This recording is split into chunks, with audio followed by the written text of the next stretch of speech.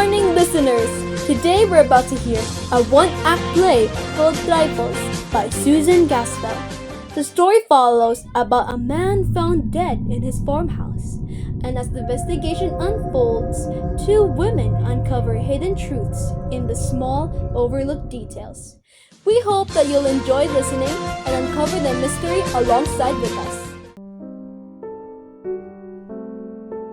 The kitchen and now abandoned farmhouse of John Wright. A gloomy kitchen and left without having been put in order. Unwashed pans under the sink, a loaf of bread outside the bread box, a dish towel in the table, and other signs of incomplete work.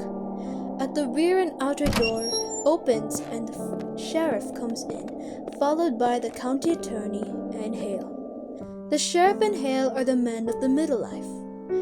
The county attorney, though, is a young man. All are much bundled up and go at once to the stove.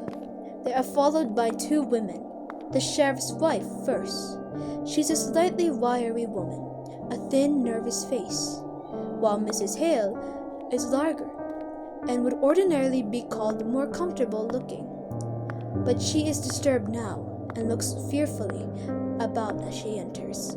The women may have come in slowly and stand close together at the rear door. This feels good. Come up to the fire, ladies. I am not cold. The sheriff unbuttoning his overcoat and stepping away from the stove as if to mark the beginning of official business. Now, Mr. Hale, before we move things about, you explain to Mr. Henderson just what you saw when you came here yesterday morning.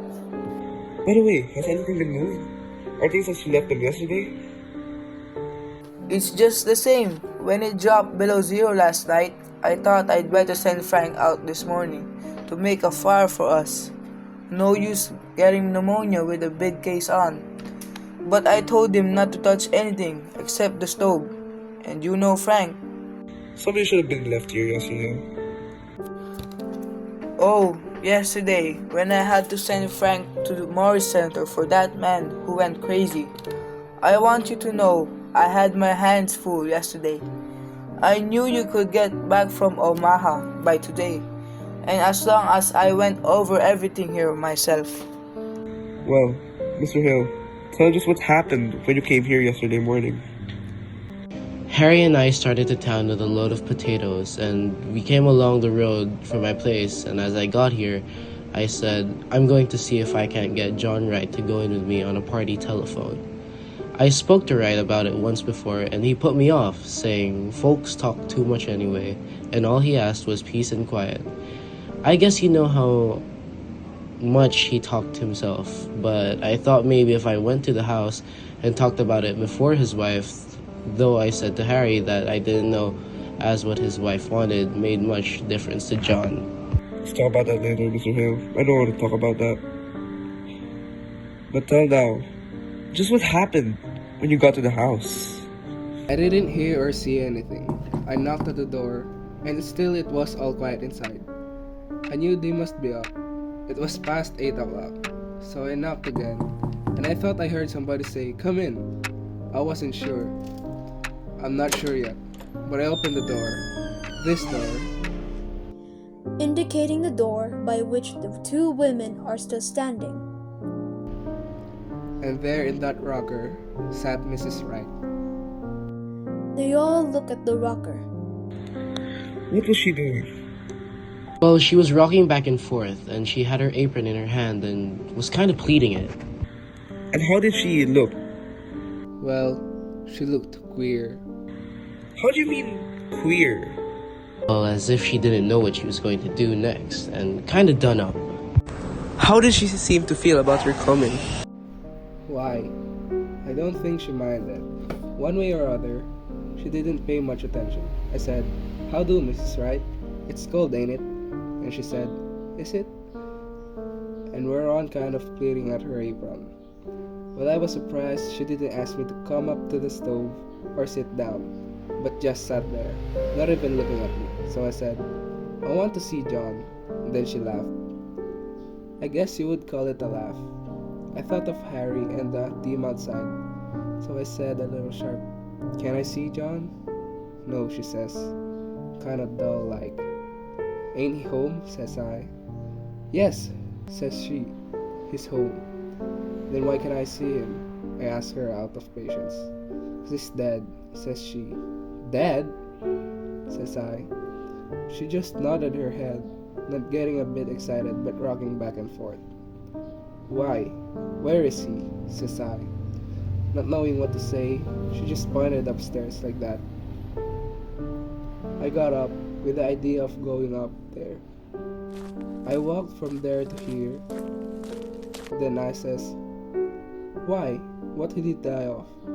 "He died of a rope around his neck," says she, and just went on pleating at her apron. Well, I went out and called Harry. I thought I might need help. We went upstairs, and there he was lying. I think I'd rather have to go with them upstairs. We're gonna find it all out. Just go on now with the rest of the story. Well, my first thought was to get that rope off. It looked... But Harry, he went up to him and he said, "No, he's dead alright, and we better not touch anything." So we went back downstairs, and she was still sitting that same way. "Has anybody been notified?" I asked. "No," she says, unconcerned. "Who did this, Mrs. Wright?" said Harry in a businesslike manner, and she stopped pleating over her apron. "I don't know," she says. "You don't know?" Harry said. "No," says Mrs. Wright. "Weren't you sleeping in the bed with him?" said Harry. "Yes," Mrs. Wright replies, "but I was on the inside." "Somebody slipped a rope around his neck and strangled him, and you didn't wake up?" Harry replied. "I didn't wake up," she said after him. We must have looked as if we didn't know how that could be for a minute, and she said, "I sleep sound." Harry was going to ask her more questions, but I said maybe we ought to let her tell her story first to the coroner or the sheriff, so Harry went fast as he could to River's place where there's a telephone. And what did Mrs. Wright do when she knew that you had gone for the coroner? She moved from that chair to this one over here, and just sat there with her hands held together and looking down. I got a feeling that I ought to make some conversation, so I said I had come in to see if John wanted to put in a telephone. And at that she started to laugh. And then she stopped and looked at me, scared. The county attorney, who has had his notebook out, makes a note. I don't know, maybe it wasn't scared. I wouldn't like to say it was. Soon Harry got back, and then Dr. Lloyd came, and you, Mr. Peters. And so I guess that's all I know that you don't. I guess we'll go upstairs first, and then out to the barn and around there. You're convinced there was nothing important here? Nothing that could point to any motive. Nothing here but kitchen things. The county attorney, after again looking around the kitchen, opens the door of a cupboard closet. He gets up on the chair and looks on the shelf, pulls his hand away, stickly. Here's a nice mess. The women draw nearer. Oh, her foot, it did freeze. She worried about that when it turned too cold. She said the fire'd go out and her jars would break. Well, can you beat the woman? Held for murder and worrying about her preserves. I guess before we're through, she may have something more serious than preserves to worry about. Well, women are used to worrying over trifles. The women move a little closer together, with the gallantry of a young politician. Yet for all their worries, what would he do without the ladies? The women do not unbend. He goes to the sink, takes a dipper full of water from the pail, and pouring it into a basin. Washes his hands, starts to wipe them on the roller towel, turns it for a cleaner place. Dirty towels! He kicks his foot against his hands under the sink. Not much of a housekeeper, would you say, ladies? There's a great deal of work to be done on a farm. To be sure, and yet, I know there are some Dickinson country farmhouses You should not have such royal towels. He gives it and pulls to expose its length again. Those towels get dirty awful quick. Ben's hands aren't always as clean as they might be. Loyal to your sex. I see. But you and Mrs. Wright were neighbors. I suppose you were friends too. I've not seen much of her of late years. I've not been in this house. It's more than a year. And why was that? You didn't like her? I like her all well enough. Farmers' wives have their hands full, Mr. Henderson. And then, Yes? it never seemed a very cheerful place. No, it's not cheerful. I shouldn't say she had the homemaking instinct. Well, I don't know as Wright had either. I mean, they didn't get on very well. No, I don't mean anything, but I don't think a place be any cheerfuler for John Wright's being in it. I'd like to talk more of that a little later. I want to get the lay of things upstairs now.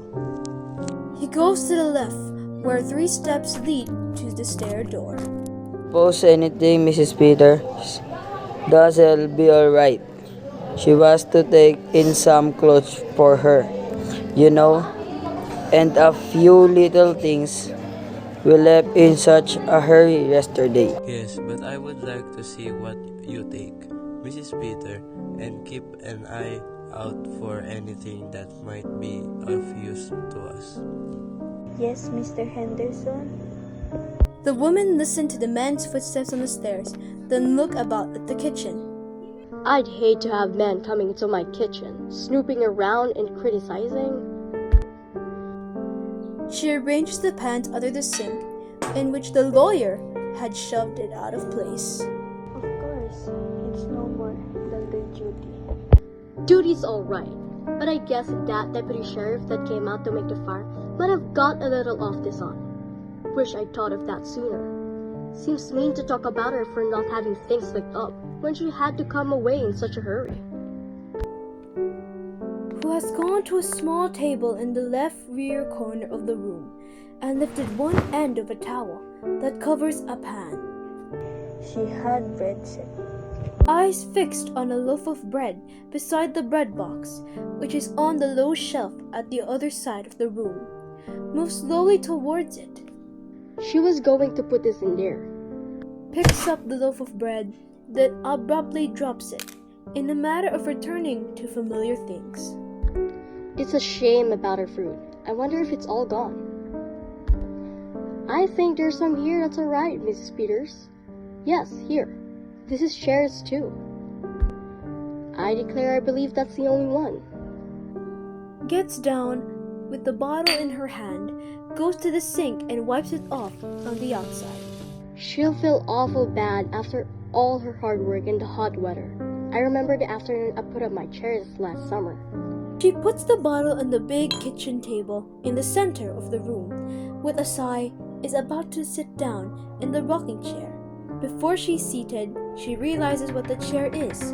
With a slow look at it, steps back. The chair which she has touched rocks back and forth. Well, I must get those things from the front room closet. She goes to the door at the right, but after looking into the other room, steps back. Coming with me, Miss Hale. You could help me carry them. They go to the other room, reappear, Mrs. Peters carrying a dress and a skirt, while Mrs. Hale following with a pair of shoes. It's cold in there. She puts the clothes on the big table and hurries to the stove. Wright was close. I think maybe that's why she kept so much to herself.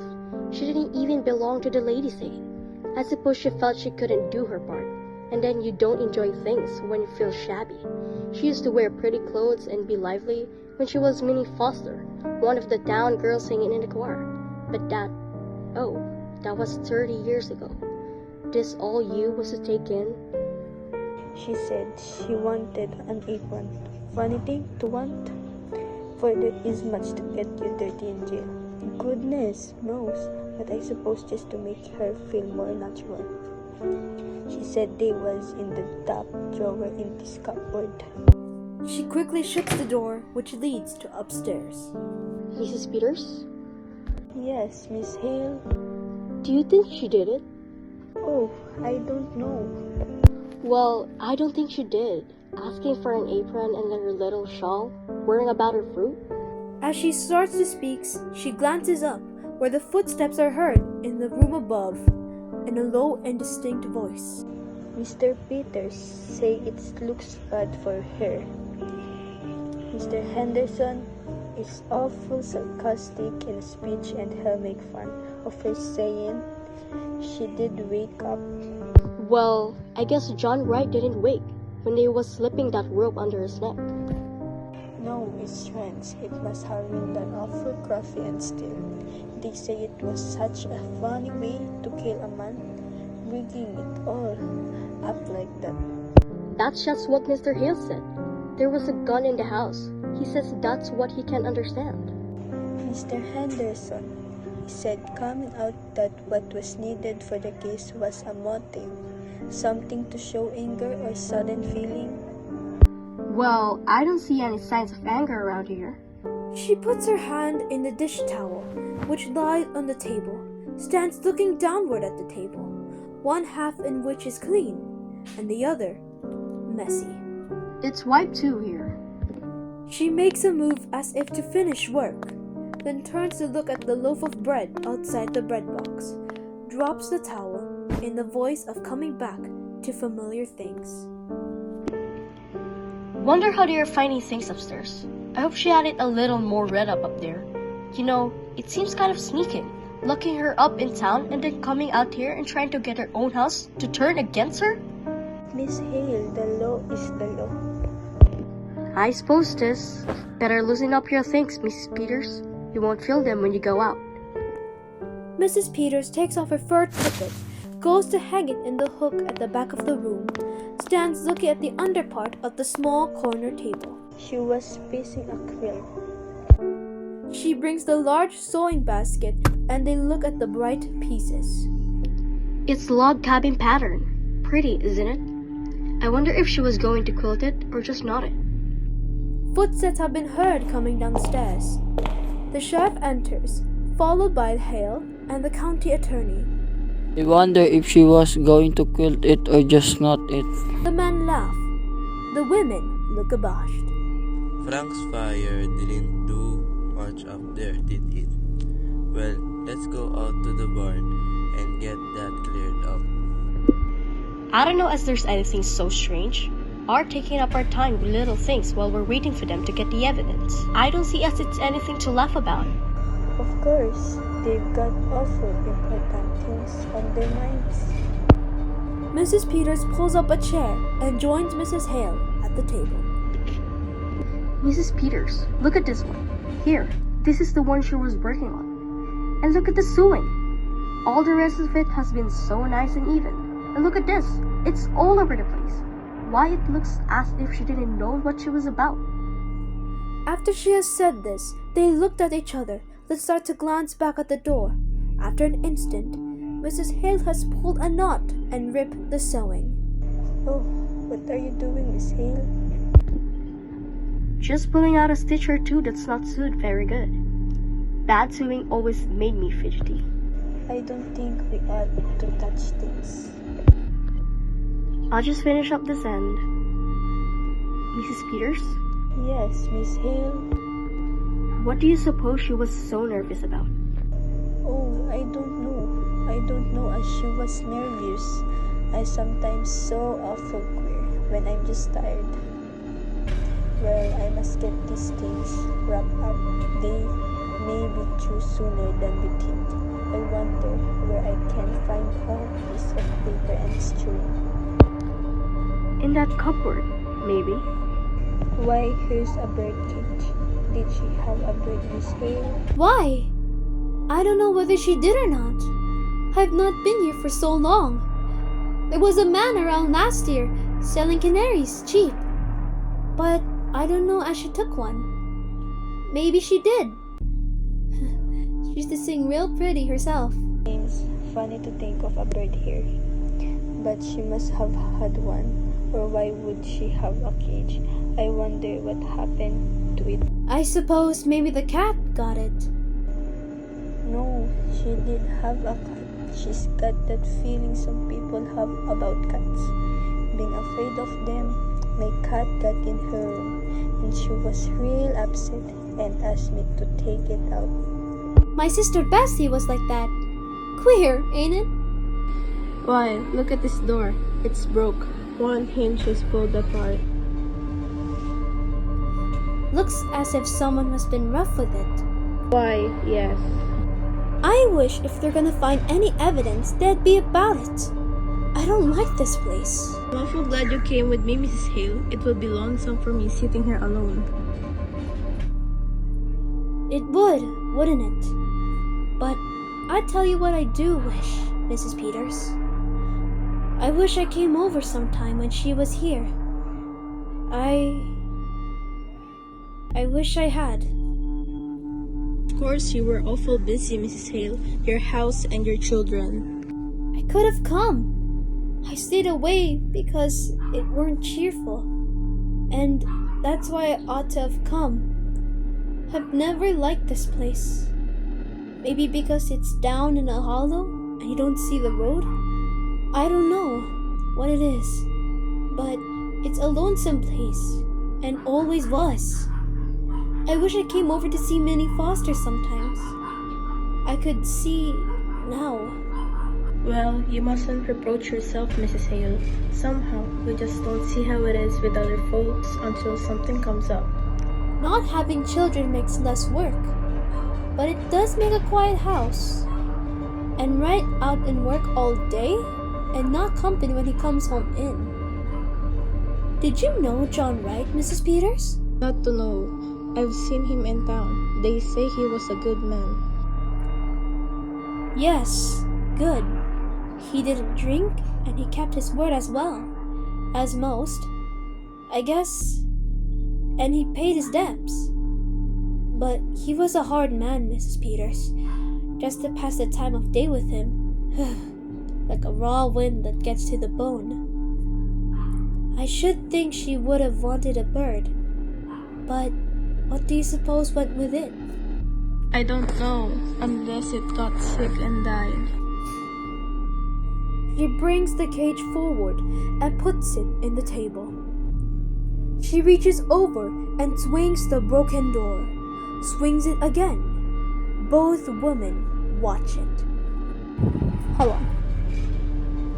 You weren't raised around here, weren't you? You didn't know her? Not till they brought her yesterday. She, come to think of it, she was kind of like a bird herself. Real sweet and pretty, but kind of timid and fluttery. How did she change? Silenced, hushed. Then, as if struck by a happy thought, I'm relieved to go back to everyday things. Tell you what, Mrs. Peters, why don't you take the quilt in with you? It might take up her mind. They both look at the sewing basket. Here's some red. I expect this is what got sewing things in it. Mrs. Hale brings out a fancy box. What a pretty box. Looks like something someone would give you. Maybe her scissors are in here. She opens the box. Suddenly, puts her hand on her nose. Why? Mrs. Peters bends closer, then turns her face away. There's something wrapped up in this piece of silk. Why, this isn't her scissors. Oh, Mrs. Peters, it's... Mrs. Peters bends closer once more. It's the bird. But, Mrs. Peters, look at it. Its neck. Look at its neck. It's all other side to. Somebody wrong its neck. Their eyes met, a look of growing comprehension of horror. Steps are heard outside. Mrs. Hale slips the box under quilt pieces and sinks back into her chair. entered the sheriff and county attorney. Mrs. Peter rises. As one turning from serious things to little pleasantries. Well, ladies, have you decided whether she was going to quilt it or not it? We think she was going to not it. Well, that's interesting, I'm sure. We think the cat got it. Is there a cat? Mrs. Hale glanced in a quick comfort way to Mrs. Peters. Well, not now. They are superstitious, you know. They live. To Sheriff Peters, continuing an interrupted conversation. No sign at all of anyone having come from the outside. Their own rope. Now let's go up again and go over it piece by piece. It would have to have been someone who knew just the... Mrs. Peters sits back down. The two women sit there, not looking at one another, but as if peering into something, and at the same time holding back. When they talk now, it is a matter of a feeling, their way of over strange grounds, as if afraid of what they were saying, but as if they can't help saying it. She liked the bird. She was going to bury it in that pretty box. When I was a girl, my kitten, there was a boy who took a hatchet, and before my eyes, and before I could get there, if they hadn't held me back, I would have. Catches herself looking upstairs, where the steps are heard. Hurt him.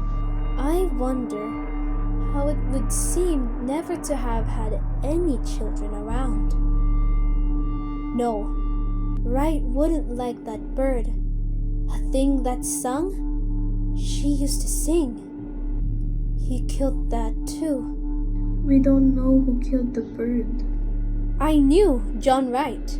But an awful thing was done in this house that night, Mrs. Hale. Killing a man while he slept, slipping a rope around his neck that choked the life out of him. His neck choked the life out of him. Her hand goes and rests on the birdcage. Mrs. Peters goes with a rising voice. We don't know who killed him. We don't know. Her own feelings not interrupted. If there had been years and years of nothing but a bird to sing to you, it would be awful still. After the bird was still, something within her speaking. I know what stillness is. When we homestead in Dakota and my first baby died after he was 2 years old, and me with no other then. How soon do you suppose they'll be through, looking for that evidence? I know what stillness is. The law has got to punish crime, Mrs. Hale. I wish you've seen Minnie Foster when she wore a white dress with the blue ribbons and stood up there in choir and sang. Oh, I wish I came over here once in a while. That was a crime! That was a crime! Who is going to punish that? You mustn't take on. I might have known she needed help. I know how things can be for women. I tell you, it's queer, Mrs. Peters. We live close together and we live far apart. We all go through the same things. It's all just a different kind of same thing. If I was you, I wouldn't tell her her fruits was gone. I tell her it ain't. Tell her it's all right. Take this in to prove it to her. She may never know whether it's broken or not. Mrs. Peter takes the bottle and looks about for something to wrap it in. Takes a petticoat from the clothes brought from the other room. Very nervously begins winding it around in the bottle in a false voice. Why? It's a good thing Len couldn't hear us. Wouldn't they just laugh? Getting all stirred up over a little thing like a dead canary. As if that could have anything to do with wouldn't they laugh? The men are heard coming downstairs. Maybe they would. Maybe they wouldn't. It's all perfectly clear. juries when it comes to women. If there was some definite tips, something to show, something to make a story about, a thing that would connect up with this strange way of doing it. The women's eyes met for an instant, then enter Hale from the other door. Well, I've got the team around. Pretty cold out there. Stay here a while by myself. You can send Frank out for me, can't you? I want to go over everything. I'm not satisfied that we can do better. Want to see what Mrs. Peter is going to take in?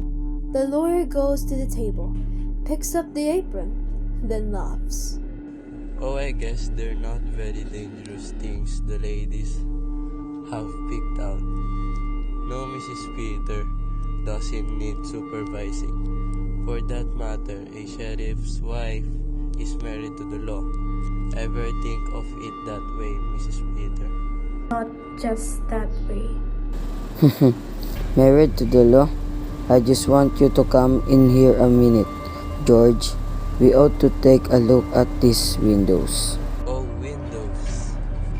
Hale goes outside, and the sheriff follows the county attorney in the other room. Then Mrs. Hale rises, her hands tightened together, looking intensely at Mrs. Peters, whose eyes make a slow turn, finally meeting Mrs. Hale. At the moment, Mrs. Hale holds her, then her own eyes point the way to where the box is concealed. Suddenly, Mrs. Hale throws back quilt pieces and tries to put the box in the bag that she is wearing. It's too big. She opens the box and starts to take the bird out. She cannot touch it. Goes to pieces. Stands there, helpless. Sound of a knob turning in the other room. Mrs. Hale snatches the box and puts it in the pocket of her big coat. Then enters county attorney and the sheriff. Well, Henry, at least we found out that she was not going to quilt it. She was going to, what is it you call it, ladies? Mrs. Hale, her hand against her pocket, says, "We call it Not It, Mr. Henderson."